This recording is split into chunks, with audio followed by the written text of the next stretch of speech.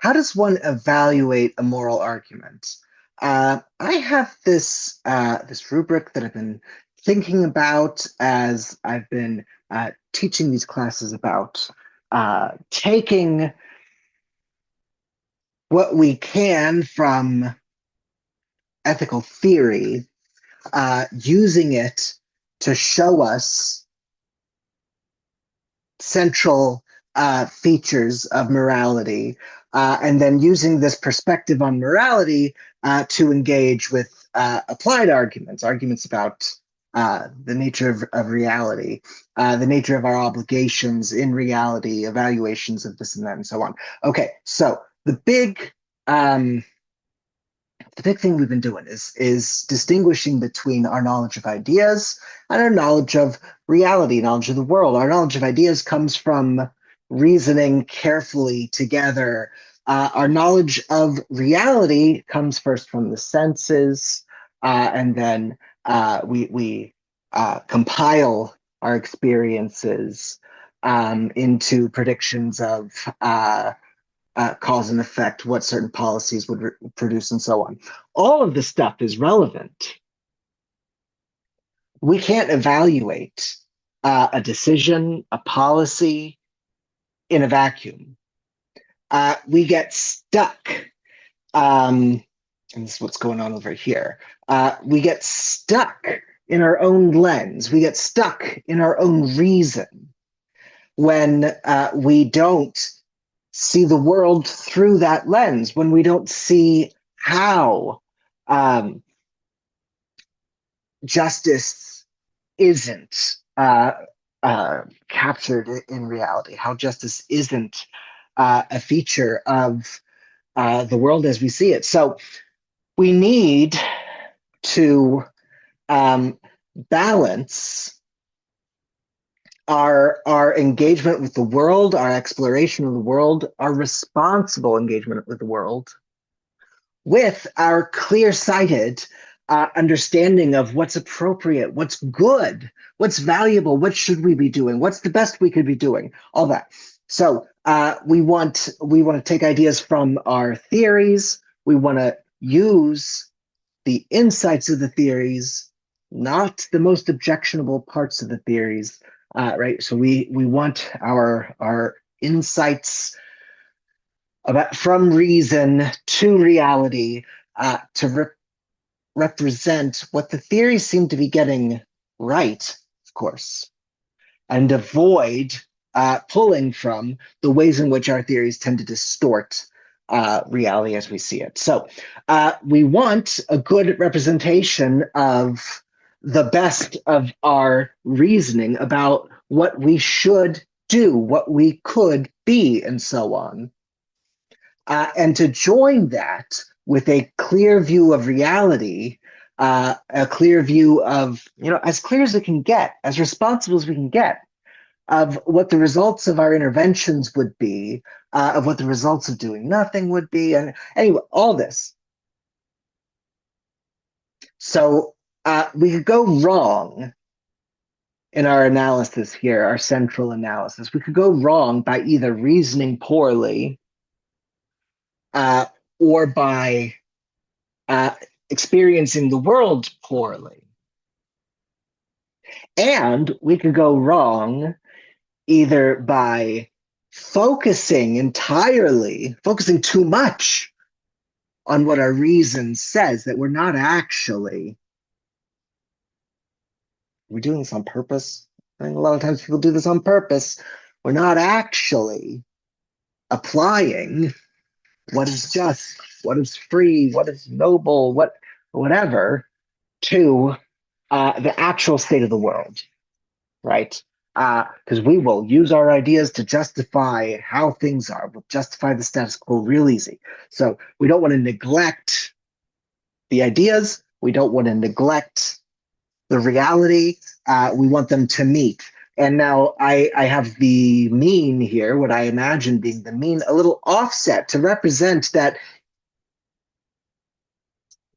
there's a bigger danger in having too removed a view of reality. There's a bigger danger there, a bigger danger Yeah, over on this side. I'm trying to see. Anyway, uh, monitoring stuff. Anyway, so what we really want is to understand the theory of reason and value clearly. But more than that, much more important than that, is to apply what we see clearly to a responsibly clear view of facts on the ground. What is the world actually like?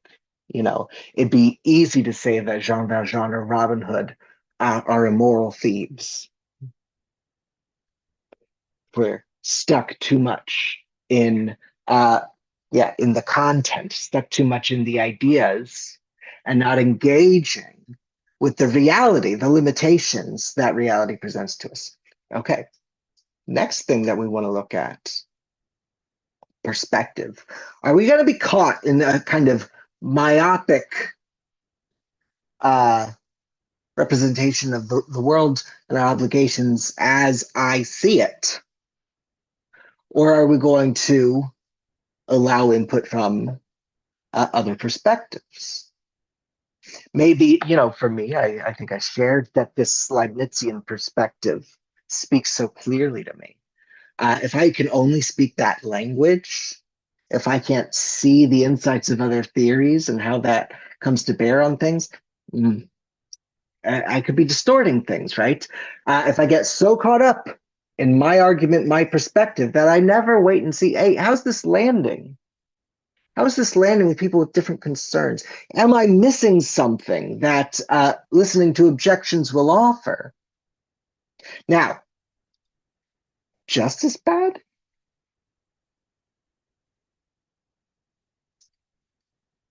Just as bad? I don't know if I want to say just as bad. Maybe it's not just as bad. Maybe, again, this is off center a little bit. Maybe we really do want our own reason shining through the most, but fair reason, right? Well, so what we want to avoid even more than that is making no claims at all, taking no risks at all, receiving all reasons, all objections equally. Yeah, someone's got an objection, someone has a side. Let me just try to compile it all and spit out. No analysis happening here, no perspective happening here. This is going to tend towards moderate positions just for the sake of moderation. It's not going to critically evaluate perspectives, but take the fact that there is such a perspective as, I don't know, meaningful somehow. Generally, this is going to support the status quo, or what Plato calls the sophistry of the crowd. We're going to be a reflection of our community rather than reflecting acting in our community, reflecting truth about and to our community. Anyway, what we want, hitting the mean here, is to be reasoned, fair, and informed. We don't want to be stuck in our argument, and reversed over here. We don't want to be stuck in our argument. We want to be we don't want to be without an argument. We don't want to be stuck in our perspective. We don't want to be perspectiveless. Now, this is as far as how we see it. This is about content more than form.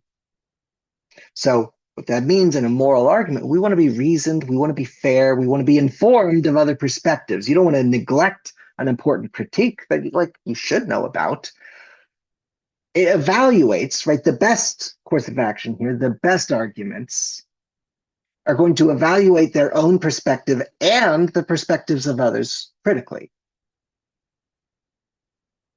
Hopefully, the position that we get out of all of this is a result of our analysis, that we're not just,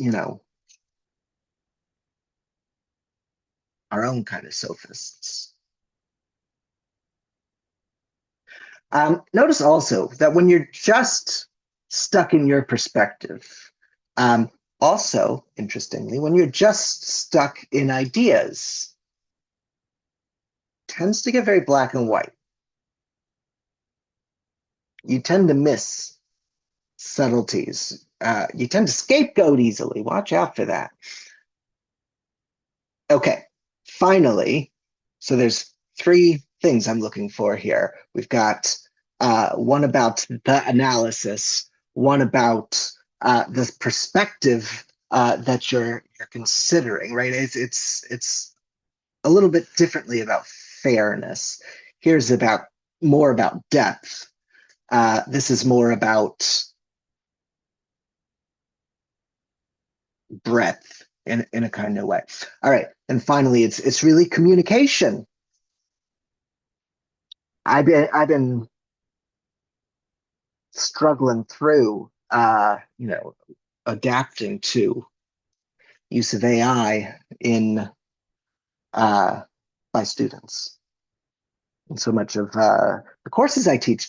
And what do we do with that? I mean, important thing is to recognize why it's bad, right? And I think that that's clear from already what we're seeing above. The AI is going to tend to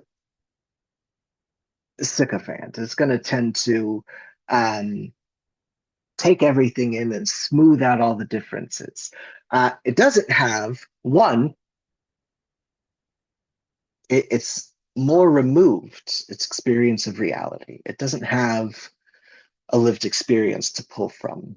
It doesn't have wisdom, the depth of feeling of the weight of a lot of these things. I mean, maybe we could approach uh, the level of a child who's taken in a lot of classic literature, but the lived experience of it all is there a way to mirror this for language modules? I don't know. Okay, so yeah, you need a perspective. You need uh, to be able to pull from not just the way we talk about these things, um, the way our language connects up, but we need to be able to pull from our experience of the way the world is, the experience of the way people are, the experience of what are going to be the results, not only the results out there in the world, but also the results for health, for flourishing, uh, inner peace in that Platonic sense. Um, and this it's no accident that this rubric here is set up to be a kind of um, virtue ethics, right? Application of the doctrine of the mean. What we want is neither extreme. We want what befits the best here, right? We want what's appropriate here. But what's appropriate flows out of our experience and ultimately is tied to what we think it means to engage in a healthy way in the world, to flourish. So in a lot of ways, morality is a kind of health.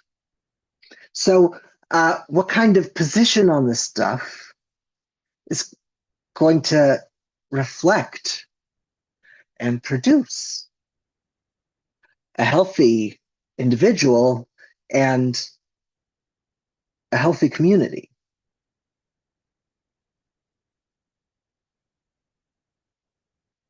All right. Do we weight each of these three categories the same? I mean, I don't tend to think so. Um, and when it comes to developing our skills, I think the idea is, we really want our central argument, our analysis. This isn't ideas. This is the tension between knowledge of ideas, knowledge of the world represented here. The central argument, the analysis, I think, is what we want to pay most attention to as we're developing our view of things. And especially, this is part of it. How we're developing our view of things.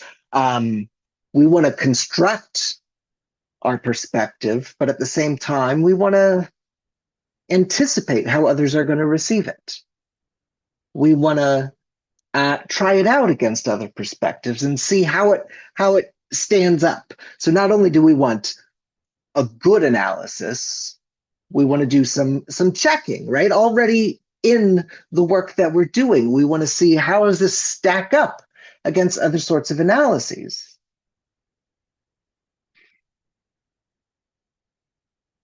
But then finally, okay, in the long run, gosh, the art of it all could be the thing that ends up being the most important. Also, interestingly, right,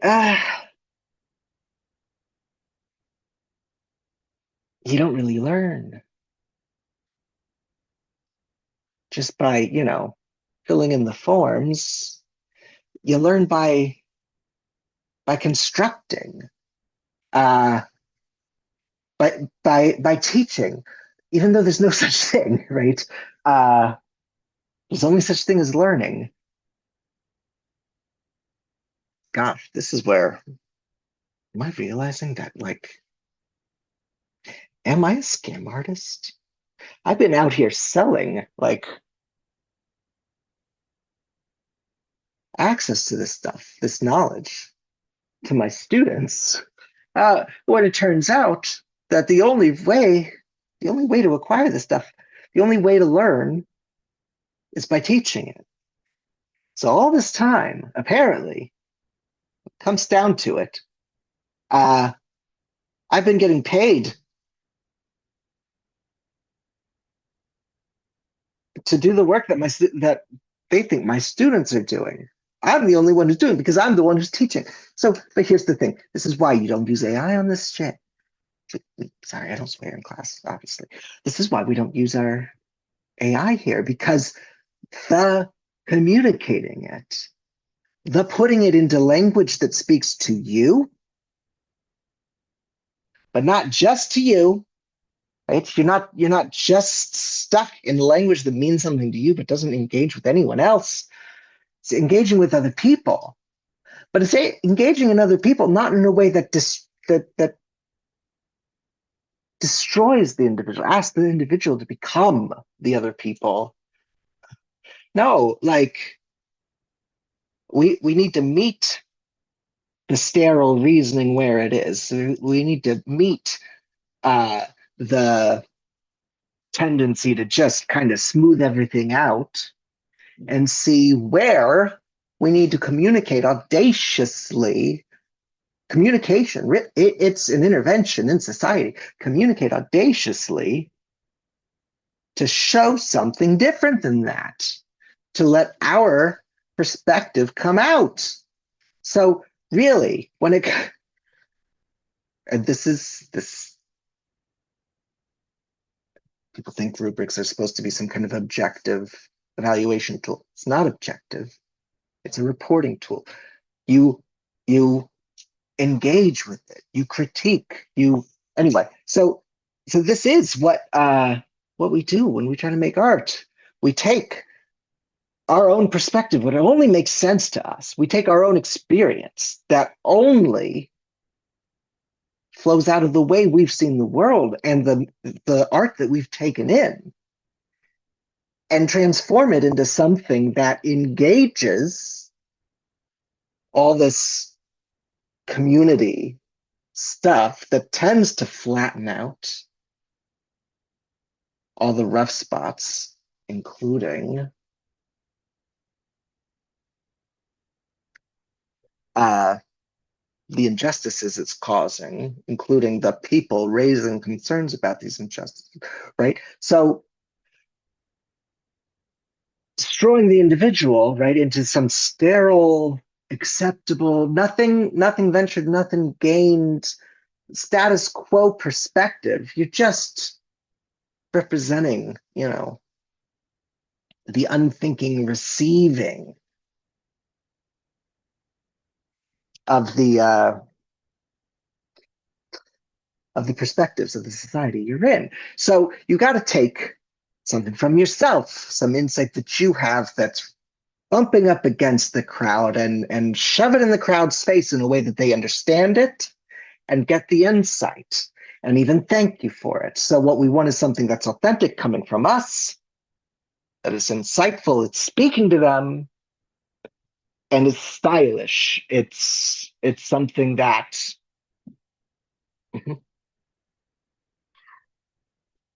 they're finding easy to engage with.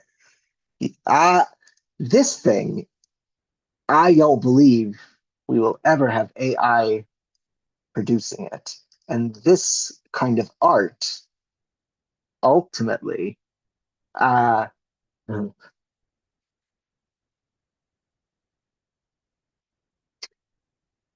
the only way to it's the only way to be an individual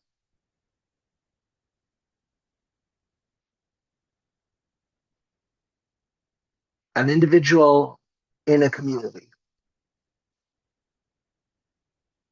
It's all about health. Gosh, how's this all about health? Anyway, best. Hope